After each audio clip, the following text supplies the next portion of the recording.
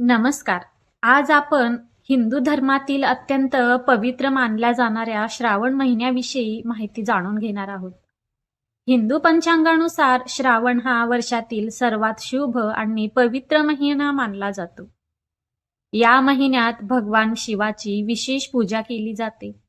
अशी श्रद्धा आहे की श्रावण महिन्यात भक्तिभावाने केलेली पूजा, जप, दान आणि उपवास यांचे विशेष पुण्य मिळते.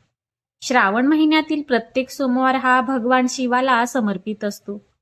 अनेक भक्त या दिवशी उपवास करून शिवलिंगावर जल, दूध, बेलपत्र, धोतरा आणि फुले अर्पण करतात.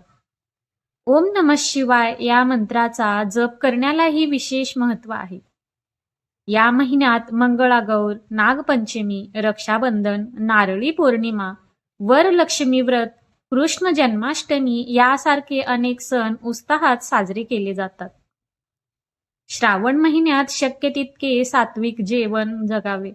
देवपूजा, नामस्मरण, ग्रंथ वाचन, दानधर्म आणि गरजूंना मदत करावी.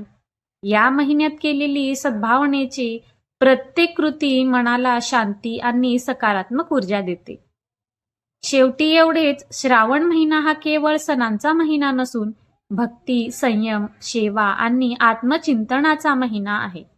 हर हर महादेव. जर मी सांगितलेली श्रावण महिन्याबद्दल माहिती तुम्हाला आवडली असेल तर माझ्या चॅनलला लाईक, शेअर आणि सबस्क्राईब करायला विसरू नका. श्री स्वामी समर्थ.